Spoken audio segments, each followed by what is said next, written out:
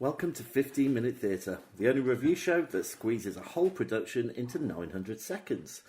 The date is Saturday the 20th of January 2018, and we have just been to see The Grinning Man. Open the house.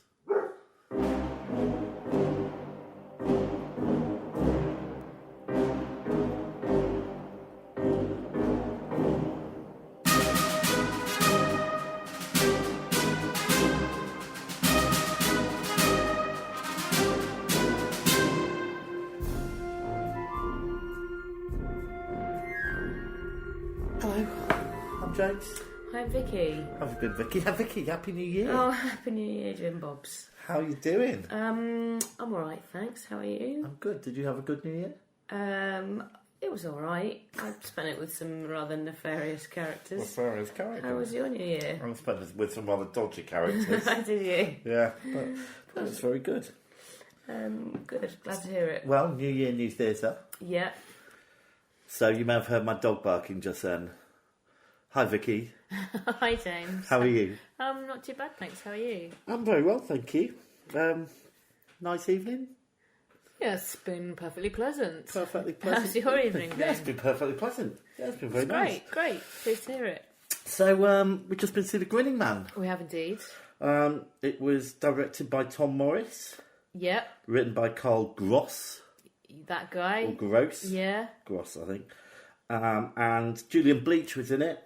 Yeah. And Louis Maskell. Or Maskell. Are you doing an hilarious reference to him wearing a mask? Yes. It was at the Trafalgar Studios and it's running until the 14th of April 2018. And it transferred from the Bristol Old Vic. Oh, is that where it came from? It was.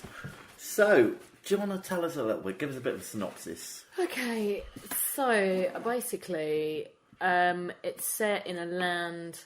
It's set in London. London. It's set in ye olde. Oh, we should just point out that's how one of the characters said it. We're not just being really peculiar.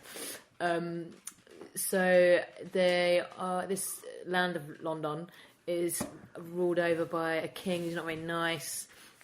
And he's got a son and two daughters. They generally just don't treat people very well, do they?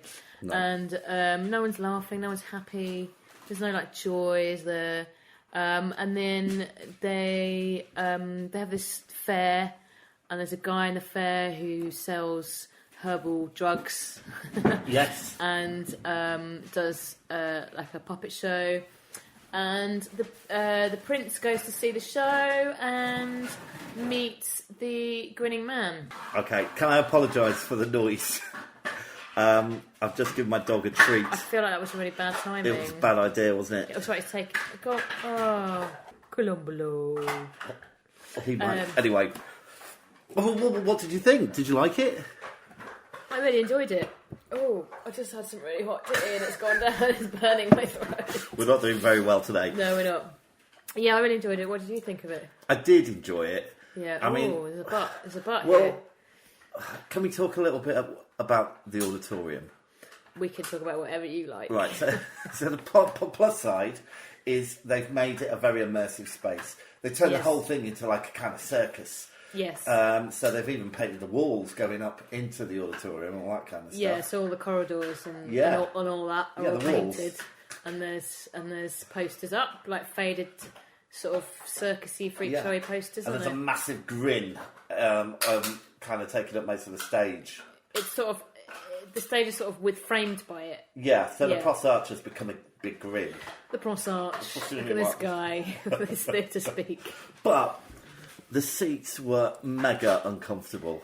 The seats were... I mean, I'm quite small, and I found the seats really uncomfortable. Leg room-wise, not too bad, but the width of them was a joke. Ridiculous. So that kind of annoyed me a bit. Yeah. But I did enjoy it. Yeah. I didn't enjoy it all.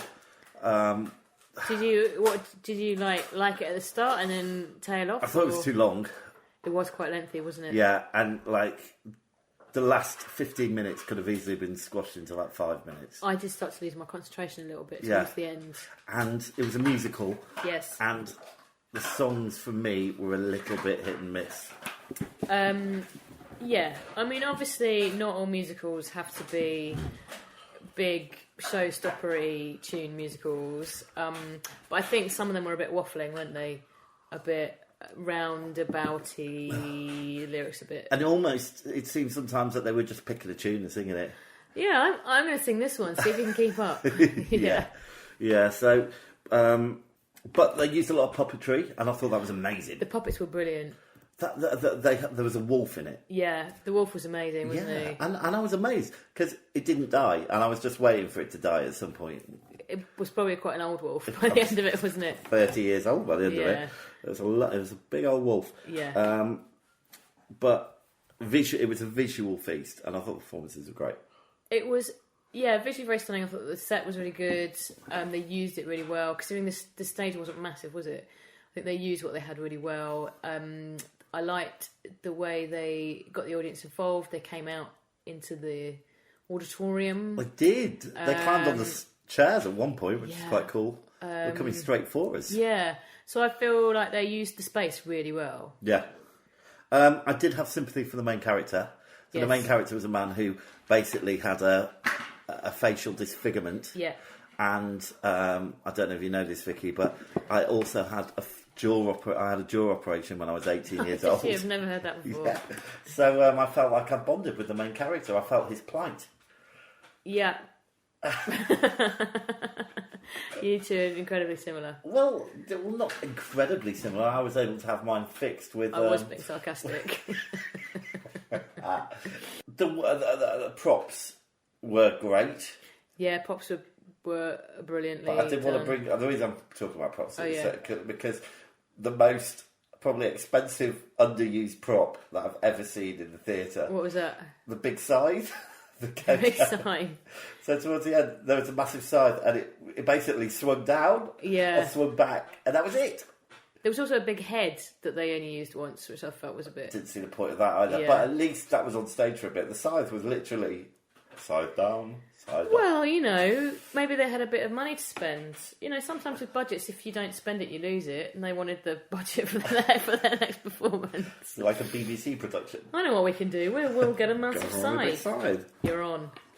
Yeah, but I thought the set was really good. I thought they were really good. Yeah, I agree. Sometimes the numbers were a bit lacking. There's a dog on me. Hello, dog. He's very distracted tonight. Oh gosh, he's pushing me in my ribs. Come here. So, Julian Bleach played the clown, jester. Oh, is that the guy that I don't know who he is? Yes. So a guy that I don't know who he is played a clown. So I know him because he played Davros in Doctor Who. And if you don't know this, James is a massive Doctor Who fan. Now everybody knows. Well, now everyone can buy you Doctor Who presents. What's wrong with that? That's all I want, Doctor Who presents. Anyway, he was brilliant. Yeah, he was very good. He was very good. Yeah.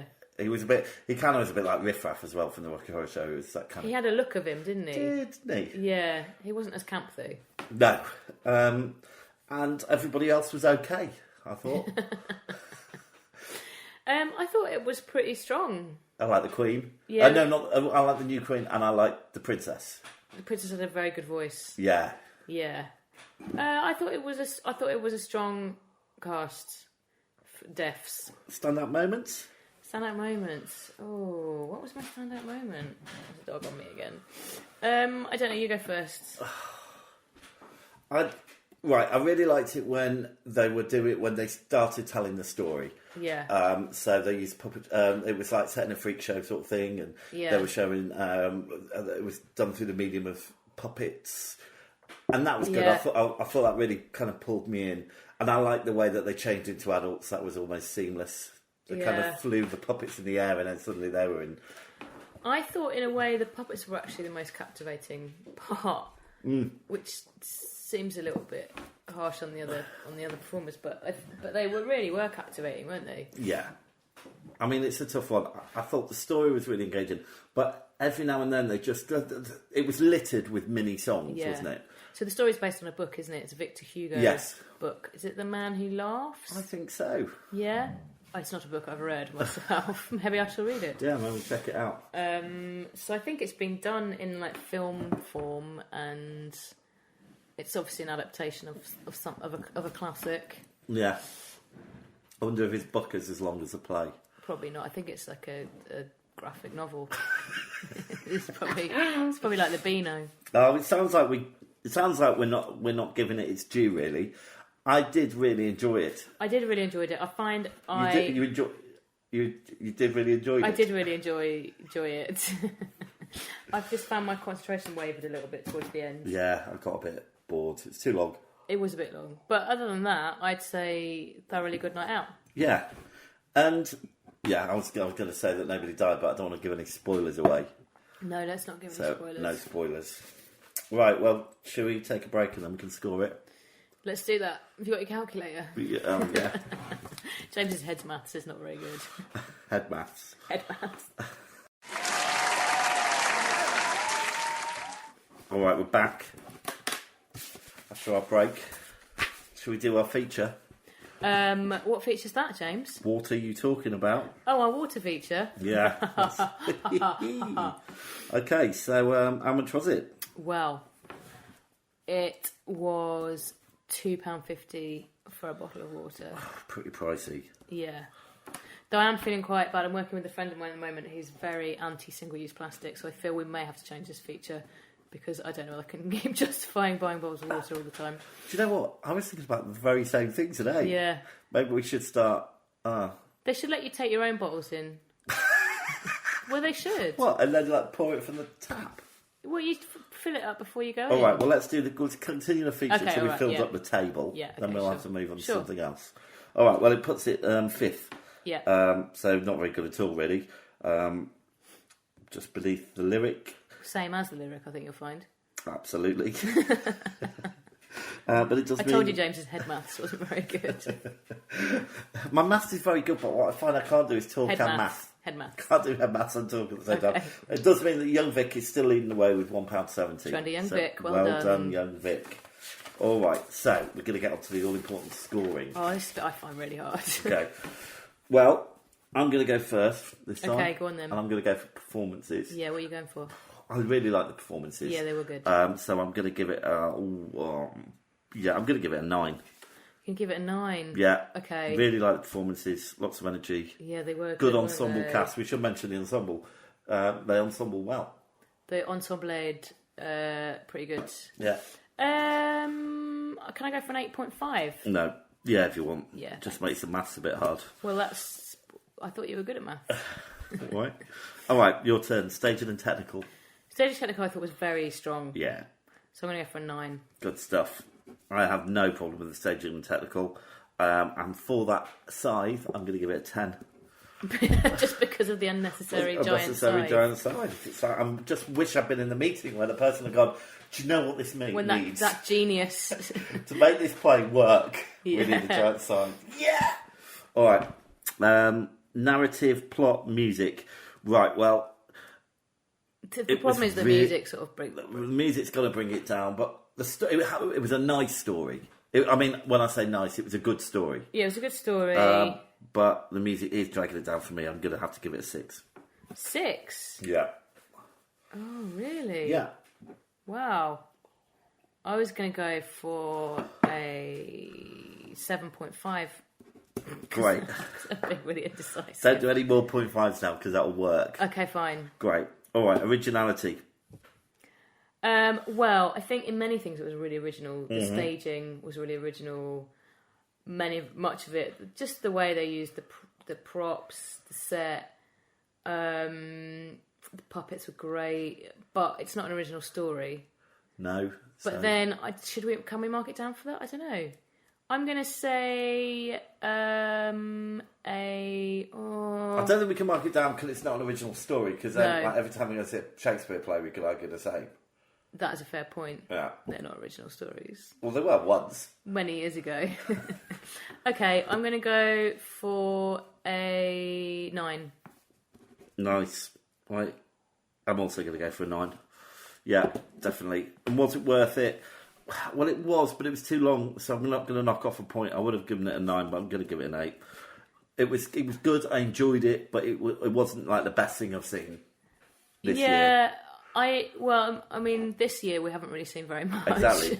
Still not the We've best seen thing I've Romantics Anonymous. But I love that.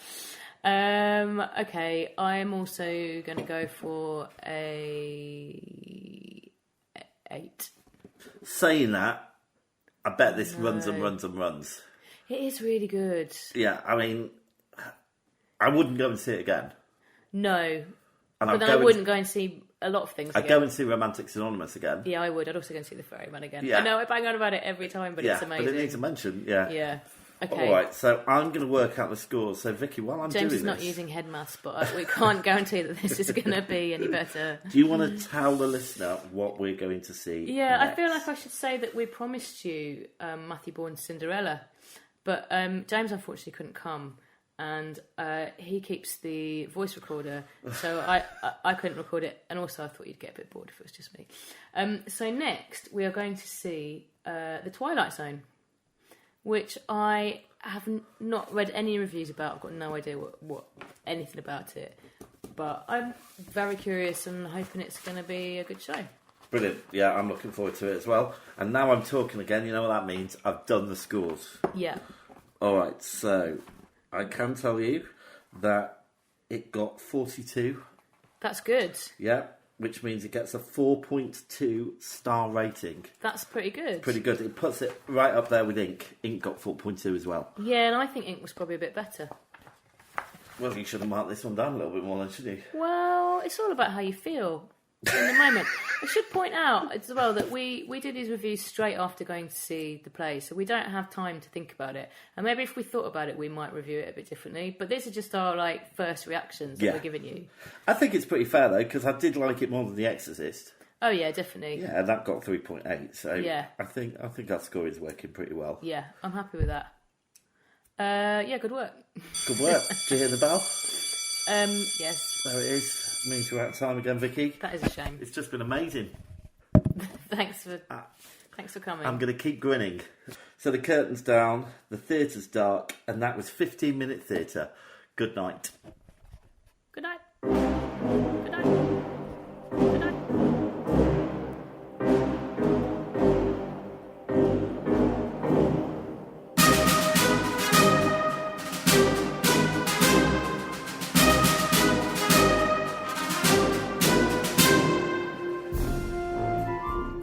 If you're brave enough to have your theatre production reviewed, please contact us at 15minutetheatre@gmail.com. Find us on Twitter, and please rate and review us on iTunes. Thanks for listening.